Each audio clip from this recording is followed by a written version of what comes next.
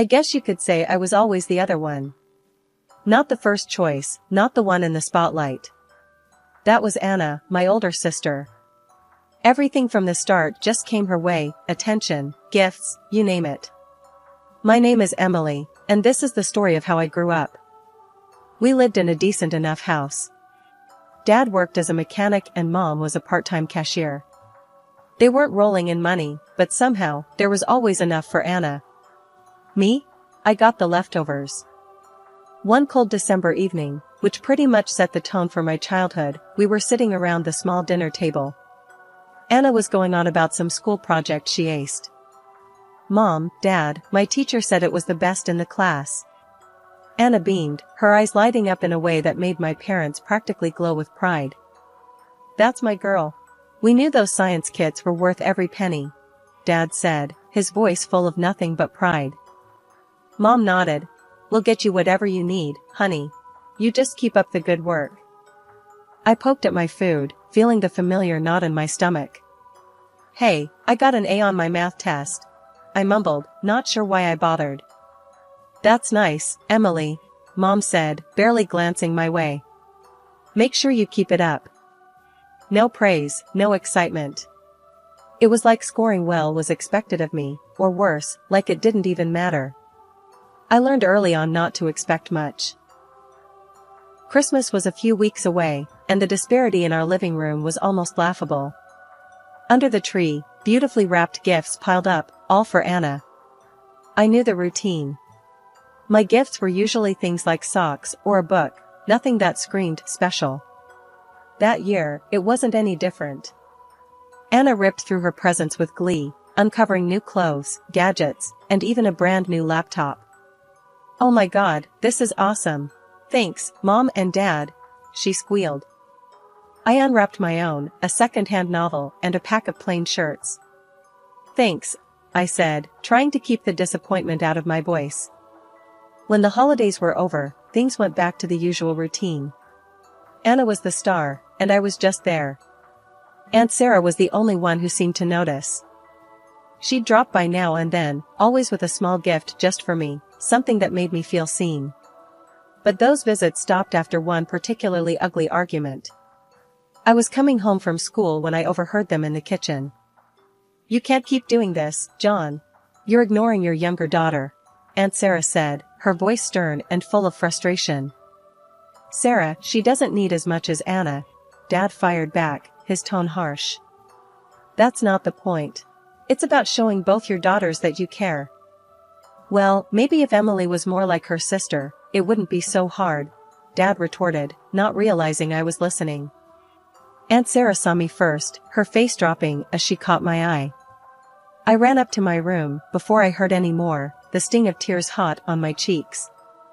After that, Aunt Sarah wasn't allowed over anymore.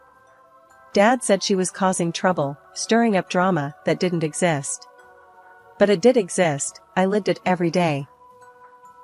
After high school, it was like standing at the edge of a cliff. Anna was off to college with a fat check from Mom and Dad to cover her dorm, books, everything. Me? I got a pat on the back and a good luck, Emily. I moved out, not long after that. There was no drama, no teary goodbyes. Just me, packing my few things into old boxes and suitcases, while Mom watched, her face unreadable. I found a small apartment on the outskirts of town. It wasn't much, but it was a start. The place was shared with two other girls, Lisa and Jen, who were about as broke as I was, but with dreams just as big. Welcome to the dungeon, Lisa joked on the day I moved in, showing me around the cramped space with a laugh. We make it work, though. You got a job lined up? Starting at the diner tomorrow, I replied, dumping a box on the bed that would be mine. And maybe something at the bookstore, part-time. Good hustle, Jen nodded, her eyes approving. We all pitch in for rent on the first. No exceptions, okay? Got it, I assured her, already calculating my hours and expenses in my head. Working two jobs wasn't easy.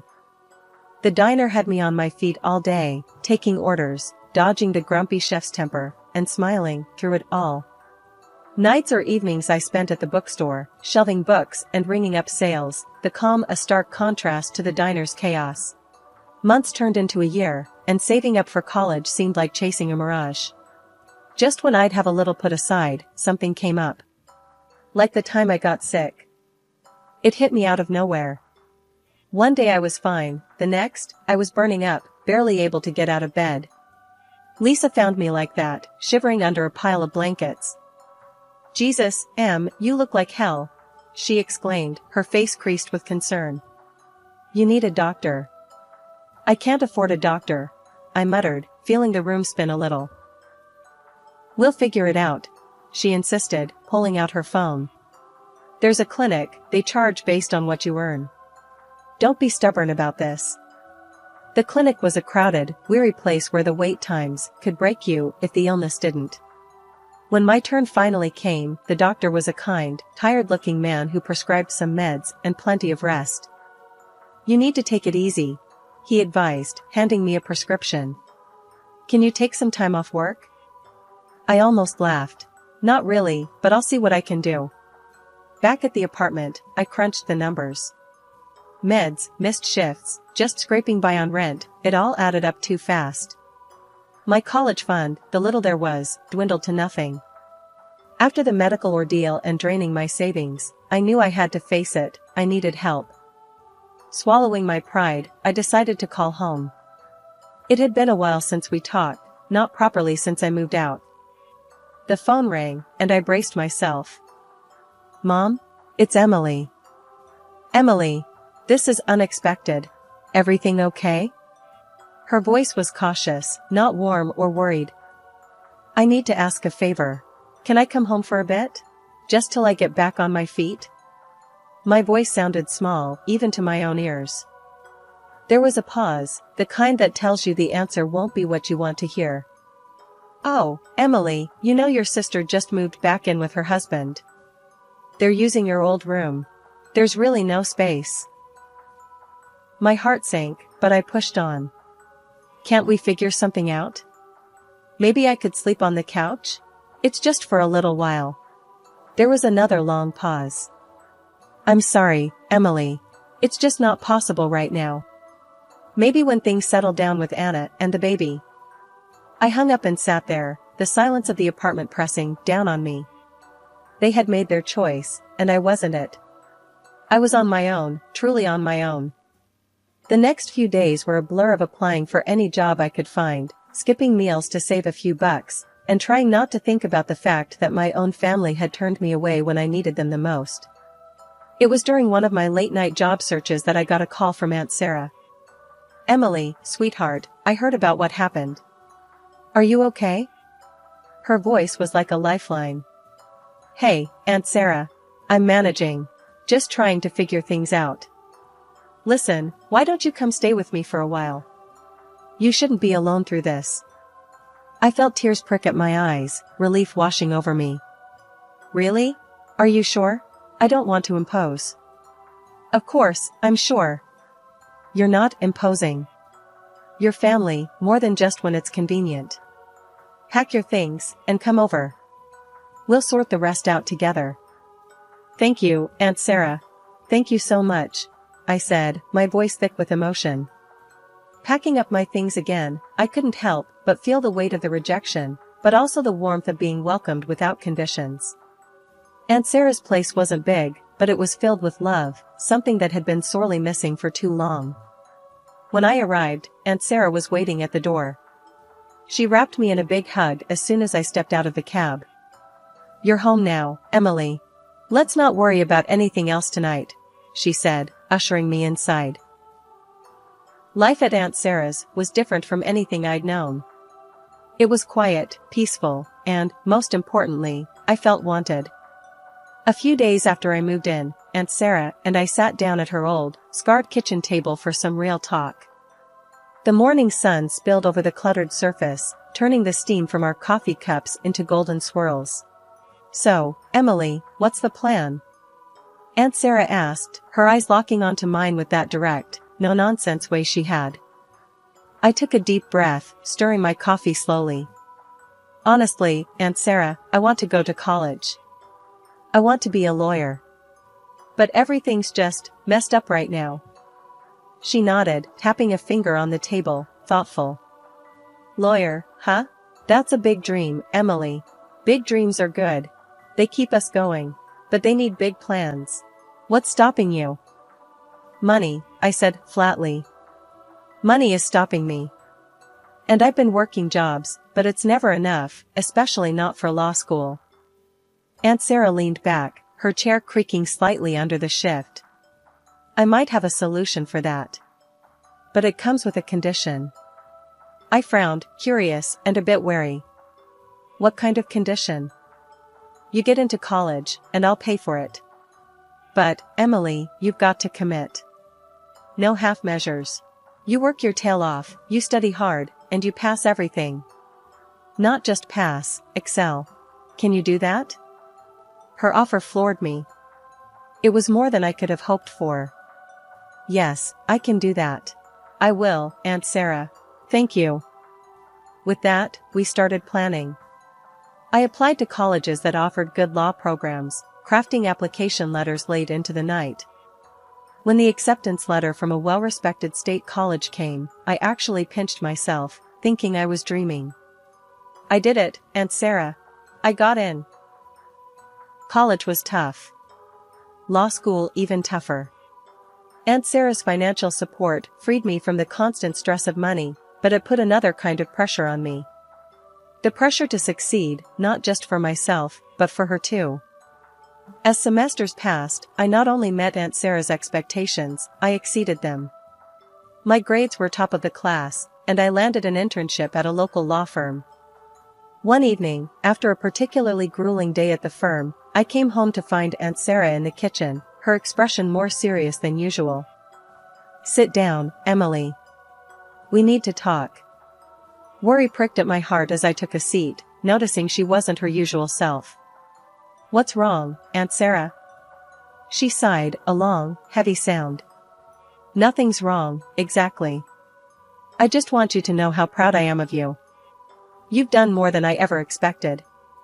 You're going to be a great lawyer. Her praise warmed me, but her tone hinted at something unsaid. Thanks, Aunt Sarah. I couldn't have done it without you. That's not just it, she continued, her eyes serious. You've got to start thinking about what comes next. You're about to fly, and I'm just glad I could give you the wings. During my final year of law school, I managed to secure a prestigious internship at a respected law firm downtown. The first day, I walked into the towering building feeling like I was exactly where I was supposed to be. My supervisor, a sharp-tongued lawyer named Mr. Coleman, met me at his office door with a skeptical look. So, you're the intern I've heard so much about. Emily, right? Mr. Coleman's voice was gruff, his eyes scanning me like I was a case file he wasn't sure about. Yes, sir. I'm here to learn and contribute as much as I can, I replied, my voice steady, despite the butterflies dancing in my stomach. The work was intense. I spent days buried in legal research, drafting documents, and sometimes, I was allowed to sit in on client meetings, observing the real dance of law. Mr. Coleman didn't hand out praise easily, but when he did, it stuck. One late evening, after everyone else had gone home, I was still at my desk poring over a particularly tough case when Mr. Coleman walked by. He stopped, looking over my shoulder at the piles of legal journals and notes spread out in front of me. Don't you ever go home, Emily? He asked, an eyebrow raised in amusement or maybe respect, I couldn't tell which. Not until I figure this out, I answered without looking up. This case could set a precedent, and I think there's an angle we've missed. Mr. Coleman grunted, pulling up a chair. Show me. We spent the next hour discussing the case, back and forth, with me arguing my point based on a precedent I found that could help our client. Finally, he leaned back, rubbing his chin thoughtfully. Not bad, Emily. Not bad at all. You've got a sharp mind for this. Keep it up, and you'll make a fine lawyer.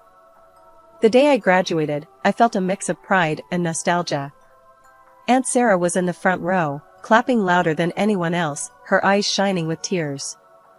After the ceremony, as we walked out of the auditorium, she hugged me tight. "You've done it, Emily. All those years of hard work, and here you are," she said, pulling back to look at me with that proud, unwavering support that had become my rock. "I couldn't have done it without you, Aunt Sarah.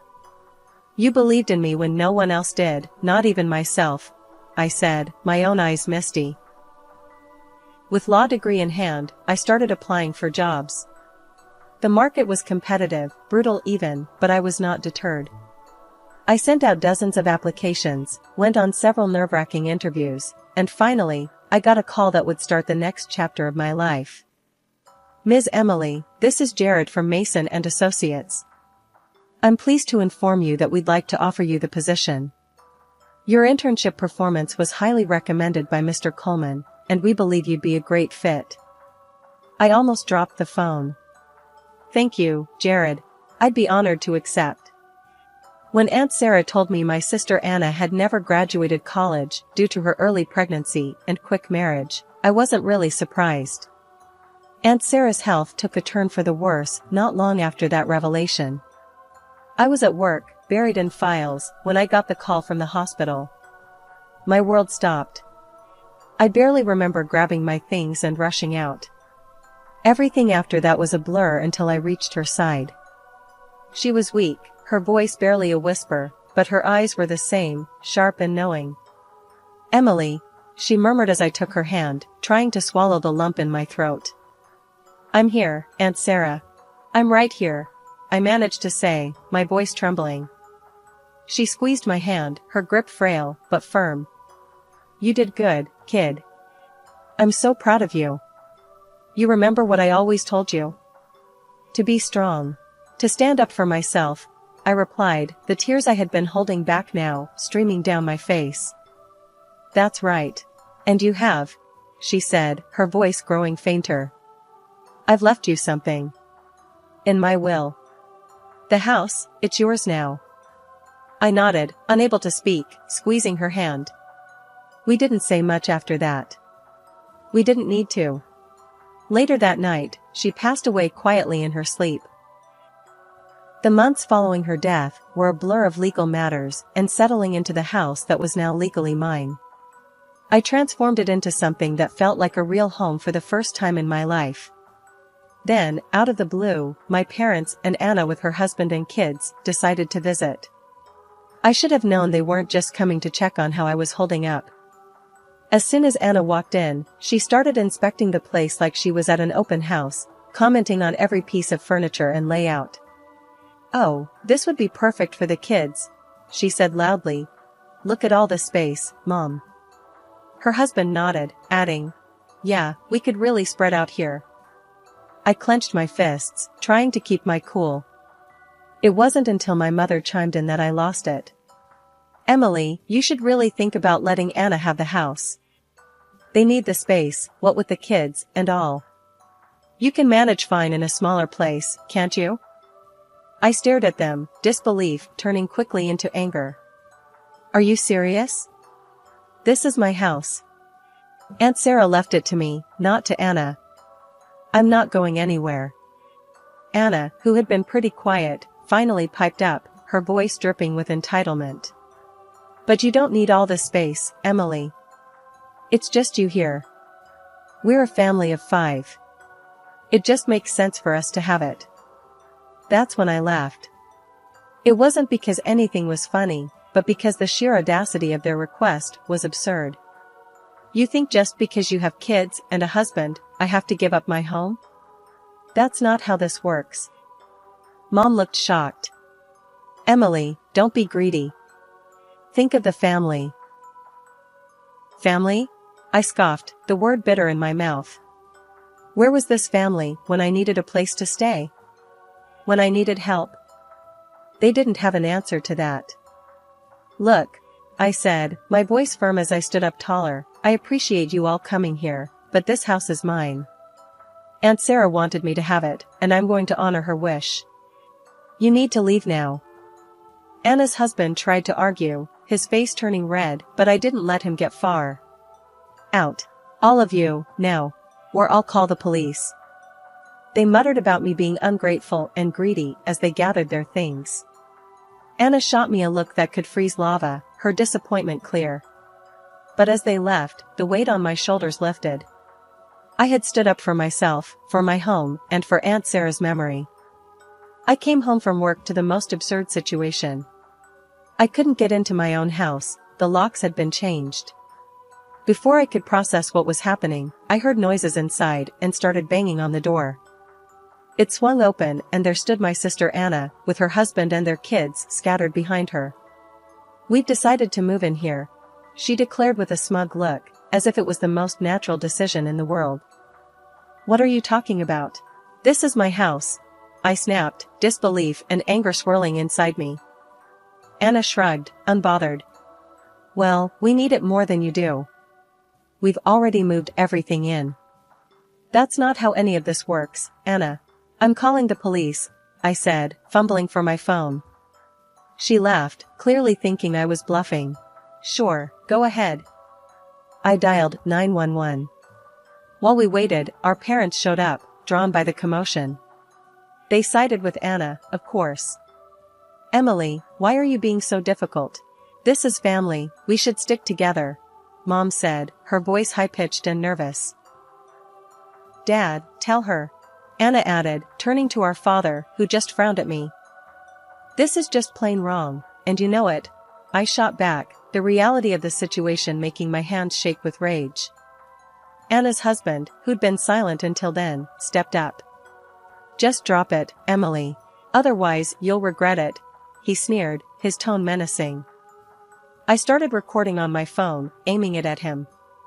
"Threaten me again, and it's on record." He lunged for the phone, but I sidestepped him. Right then, the police arrived. It didn't take long for them to assess the situation. My sister was crying now, her kids confused and scared. Anna's husband kept saying, "It's just a family matter," trying to downplay his earlier aggression. Mom was sobbing by now, pleading with the officers. "Please, they're just kids, they don't understand. We're her family."